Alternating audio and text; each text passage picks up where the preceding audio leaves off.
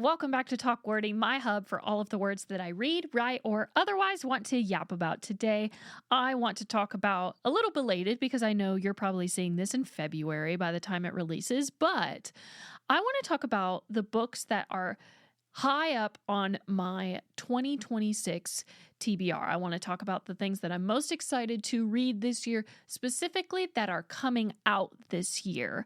So I'm not talking about things that I thought I was going to read in 2025 and now I'm coming back around to it. No, I'm talking about things that are going to debut this year, and I want to be among the first to read and consume said literature. So let's get into it. I have a medium/medium long list ahead of me, so I'm going to try not to blab about each book for a long time. I want to keep it short. I want to kind of intrigue you and let you do some research on your own time. So the first one I want to start off with is the only book on this list that I'm worried is going to get pushed to 2027, and that is See You at Twilight by Christine Riccio. I have probably talked several times on this podcast about this woman, but I love her. She raised me. Her content is everything. I love her books. I'm in the middle of her fourth book right now, 30, Flirty, and Forever Alone. And originally, because I am a publisher's marketplace fiend, I saw that she was expected to release See You at Twilight at the end of this year, like sometime in the fall. But when I met her in January, I fear that her editor is pushing it to early 2027. So I'm not going to go into a lot of detail about that, but one thing about Christine that really lends itself to being the right person to write that book is Homegirl is a big twihard. Twilight is her thing. And she essentially wrote a book about two characters that go to Forks. And there's not a lot of detail that she has spoken about regarding that book, so I'm just going to leave it there. There is kind of this one sentence pitch line from Publishers Marketplace, but this isn't my story to tell. She hasn't fully released it to the public yet, so I'm just going to keep that to myself. But promise me, you're going to want to read this book. It looks super adorable. Okay. I have my notes out so that I can make sure that I talk about every book that I want to address. But I do want to say that there is no order.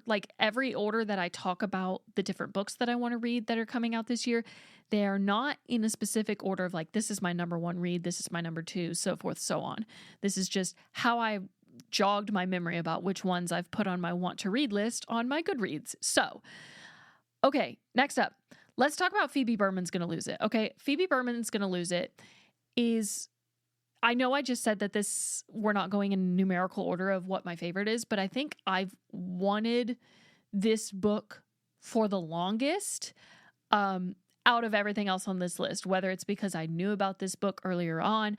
If you don't know Brooke Averick, who is writing the book, she is a very big podcaster and she's freaking hilarious. So I've been kind of watching her talk about this book that she wanted to write, and she was like, this is the year that I'm going to try and get the book deal. And then she got it. And then I saw the pitch line for it and I was like, I have to have this book in my hands immediately. It is so funny. And I haven't gotten to crack open a single page of the book. So what the book is about, it is about this girl who has the biggest ick with intimacy, but she is set to turn 30 and she is still a virgin. Okay. She basically makes a promise to herself. She's like, I'm going to lose my virginity by the time that I'm 30 years old. So I'm not a 30-year-old virgin.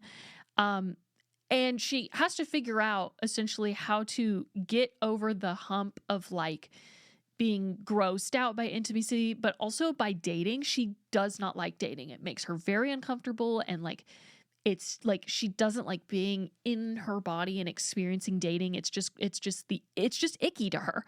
And honestly, in modern day dating, I am not in the dating scene, but I too would think it's disgusting. So right on for her. But I think there's going to be some really funny hijinks with it, considering she's in the presence or in the proximity of three men that are at her disposal for whatever reasons. It's giving Mamma Mia, but without the baby.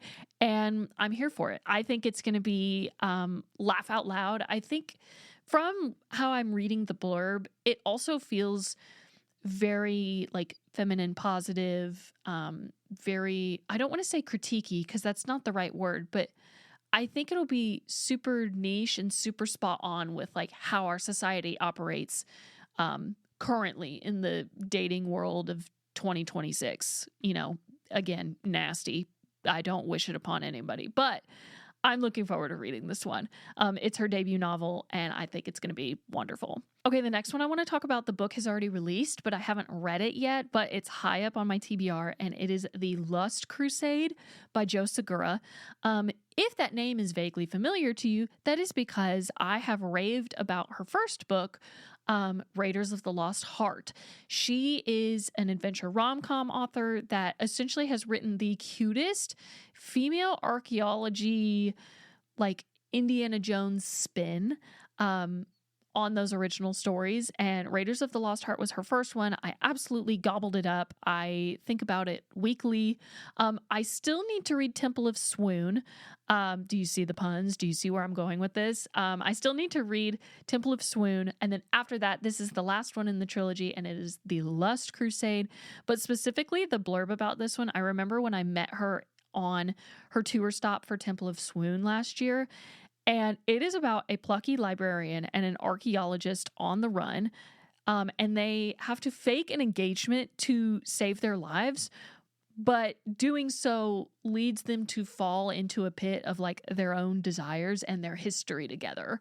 And I'm going to eat it up. I'm going to eat it up because I remember reading the blurb for Raiders of the Lost Heart. And I was like, I don't know if this is really going to be for me, but I'm going to try it because I'm meeting her. Was obsessed with it. And so I can't even imagine the actual effect that this book that is everything to me just from the blurb, I can't even imagine what that's going to do to my psyche. So I'm absolutely elated. I need to read Temple of Swoon. I will not stray from the proper order, but I'm going to read it. It's going to happen. Okay. Also, I want to say that none of these books that I'm talking about, I don't think any of them are in the right publishing order because they just aren't. So I'm going like ping-ponging across my list and across the year release date-wise. So please bear with me. Next up on my list, I have The Knave and the Moon by Rachel Gillig. If you have not read The Night and the Moth, what are you doing? I need you to go pick it up. I need you to go read it. I have not read, for, context, I have not read One Dark Window, One Dark Window and or Two Twisted Crowns. The alliterations of that title, for some reason, it throws me off every time I try to say it. But I have not read those two books. I want to, but for some reason, they just weren't like grabbing me. And then she went on tour for The Night and the Moth. And I had friends go to her Austin stop and they had a blast. And I still didn't get the hype of the book. I wasn't really in a fantasy mood at the time that the book came out. I think it came out in like July. In July, summer months just don't give fantasy to me. They give contemporary rom-com. So it just wasn't hitting for me. And so finally, my book club was like, hey, we're going to read The Night and the Moth. And I was like, well, I'll be damned if I don't read the book club pick this month. And I audiobooked it. And oh my goodness, you guys, it was fan-freaking-tastic. I can't say a lot about The Knave and the Moon because it is a direct sequel following the events of The Night and the Moth, and a lot of stuff goes down, and I need you to trust me, and I need you to go read it. It was so lush, and I think the characters were so like perfectly fleshed out and relatable. I loved it. That's all I really got to say. I really enjoyed it, and I can't wait for the second book. It was also The Night and the Moth. It was my number 2 read of the year. Now, what was my number 1 read of the year, you may ask? Well, first of all, I have a whole video on it, a whole podcast episode on it. You can go stream it. You could go watch it. But I'm going to spoil because my first favorite read from this past year was Nightshade by Autumn Woods. And her sequel, Daybreak, comes out, I think, like the day after my birthday this year. It's like she's gifting it to me. Again, sort of like The Night and the Moth and The Knave and the Moon. I can't say a lot about this book because it is a direct follow-up from the events of Nightshade, But all I've got to tell you about this book is the vibes are immaculate. I'm talking like foggy Scottish Highlands, creepy castle, mystery, crossword puzzles. It is everything to me. I read Nightshade in late October, and the experience was unreal. I also read it in paper. I can't even imagine how good this would be in an audiobook. I don't know if it's in an audiobook, but it should be. I cannot wait to read this. Also, Autumn Woods, the author, she is an indie turned trad. So also like live my dream, girl. I love following authors that started indie and then went trad because they were so successful as indies. I just think it's so freaking cool. Okay, next up, I briefly want to touch on the Jax and Evangeline novella because in this house we stand Once Upon a Broken Heart. I love Stephanie Garber's writing, although I have not yet read Alchemy of Secrets, I think is what it's called. But I loved Caraval. I loved Once Upon a Broken Heart. And I cannot wait to have Jax and Evangeline back in my life in some capacity. Yeah, I don't really know anything else about the novella. I really hope that I'm right in the fact that it comes out this year. But I need it. I need it medically, injected into my veins. Okay, speaking of injected into my veins, in the last few years, I have come across this author, and everything they write, she knocks it out of the park, and I love it. It's always a great time to be had, and I actually am going to see her in person again in less than a month at Love LitCon, and that is Catherine Center.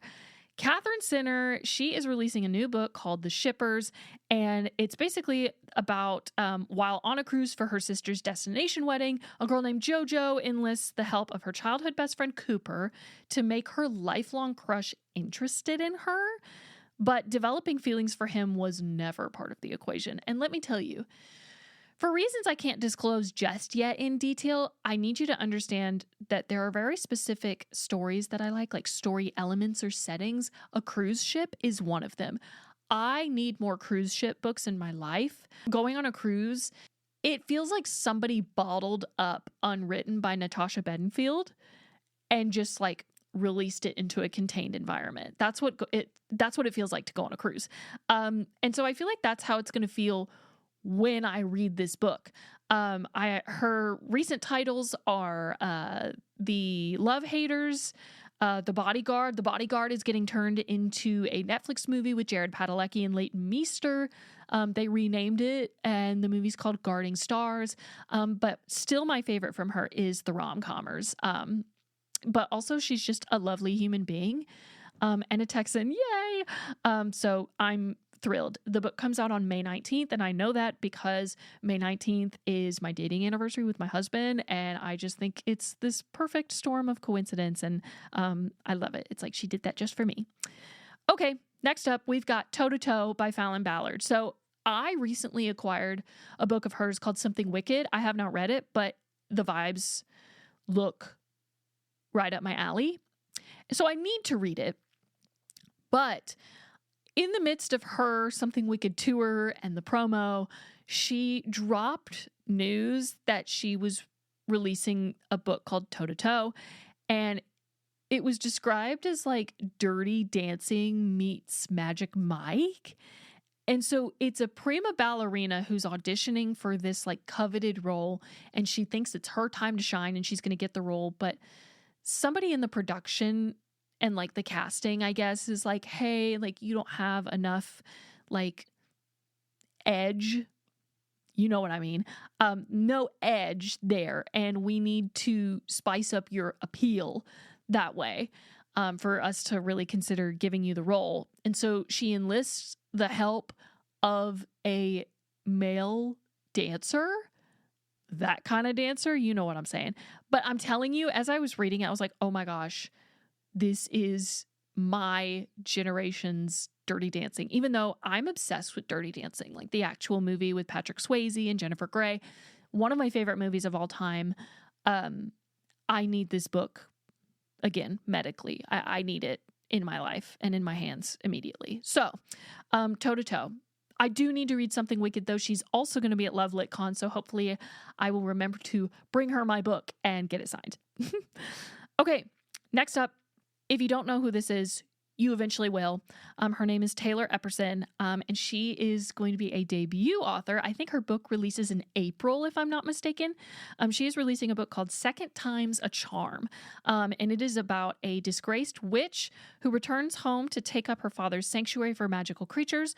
But returning home also means putting herself in the path of her old flame turned assassin, but she needs his help to save the sanctuary. She calls it rom-com fantasy or fantasy rom-com, and I think that is such a fun genre blend. I think this book is going to do so well. The way she's like branding it is like super like pink and soft and lovely. Also, she's just a really great person. I've been following her online for at least a year or so now. She's just a delight, and she deserves more attention on her projects. So I'm super thrilled to read that. You should go check her out. Next up, I have Love Song by Elle Kennedy. I will say I took a break from Elle Kennedy after The Graham Effect. Genuinely because The Graham Effect was like a Roman Empire book for me, and like nothing could hold a candle to it for a long time. But in addition to like books about like going on a cruise or dancing books are for me too. Obviously I'm writing a Dancing with the Stars rom-com, but music books are like my heart and soul. And so when I found out this book was titled Love Song, I was like, color me intrigued. So it's a second chance romance with two characters from the next gen of the Briar University universe. Because what do you mean it's John Logan and Garrett Graham's kids in like a summer lake house trying to reignite musical inspiration? I need it. Elle, you know what to do. I don't care. Send it to me in an email. Send it to me physically. Put it on audio, but I don't care. I need this book bad. Yeah. If you don't know who Elle Kennedy is, I think you've been living under a rock. She's the author of The Deal, The Mistake, The Score, The Goal, The Risk, The Dare, all these. I don't want to say quintessential because they are definitely new adult and they are like not innocent, but they're just so good. I love those books so dearly. And I'm really, really excited for this next one. So if you haven't read her books, start with The Deal and then go onward. And if you say that you don't like it, just don't tell me about it. Don't let me know because I love them. Next up, I have Fever Dream. Fever Dream by Elsie Silver. So Elsie Silver, also, again, if you don't know who that is, I feel like Elsie Silver and Elle Kennedy are always talked about kind of in the same rooms. Even though they don't write the same subgenre. Elle Kennedy is basically a hockey romance goddess. And then Elsie Silver is like the pinnacle for cowboy Western romance. And so for this next book, it is a reality TV / Western cowboy romance. And also something to note about Elsie Silver is that she has never had a bad audiobook ever. The audiobook production that goes into her books is absolutely unmatched. Do I have all of her books in a physical format? Yes. Have I ever read one of them in paperback? No. No. And I won't. Also, this book features Julia Silva and Emmett. I'm blanking on his last name right now, but we met Emmett in Wild Card, her last book of the Rose Hill series. And then Julia Silva is the younger sister of Theo Silva, the fictional love of my life, Theo Silva. I have never been able to get Theo Silva out of my head when anybody mentions Elsie Silver. Like, that's the first thing I think of. I think of Theo Silva. Reckless, that it's by far her best book, but we now are about to get another Silva character. So who knows? This may knock it off the top. I would be shocked, but I mean, go for it. And finally, last but certainly not least, my last highly anticipated 2026 release is How to Find Love in the Cereal Aisle by Alyssa DeRogatis. So, fun little personal tidbit. She leads the writing group, the online writing group that I'm a part of. She is a spectacular person. So blunt, so funny. Also, if you are at all interested in reading essays on Substack, this girl makes content that I just have to like back away from the computer and collect myself for 10 minutes. That kind of content. She can write you to filth. But anyways, her second book is coming out. It's not a direct follow-up from her first book, which her first book is Call It What You Want. Now, if you don't recognize her name, you will definitely recognize that title. She indie published it and sold like 120,000 copies. Freaking insane. She wrote that book loosely based off of a situationship that she was in and how she processed it. But her second book, if you're wanting a more optimistic read, her second book is How to Find Love in the Cereal Aisle. And it is about a girl who, after orchestrating meet cute after meet cute with the help of her best friend Lucas, she starts to think that her perfect love story already has its male lead in him. So basically, from what I've gathered, she works, I think she's an author or she's in the publishing industry. She produces stories of some kind and she writes love stories, like whether it's a love column or essays or whatever, but it's all about romance and love and dating. And in real life, she just like her boyfriend just broke up with her and she's had no inspiration. Her story that she has to turn into her editor is on deadline and she hasn't finished it. And it's this whole deal. And so she tries to orchestrate like natural, authentic, in real life meet cutes. But as that happens with the help of her best friend, she starts to think, oh, well, what if I've already had my perfect meet cute and I'm just like not taking advantage of it, or like I'm not using it the way I should, like maybe I should be with him. Best friends, friends to lovers, second chance. I am sad. Okay, you guys, that is my full lineup as I've done my research and seen so far of my 2026 top anticipated reads.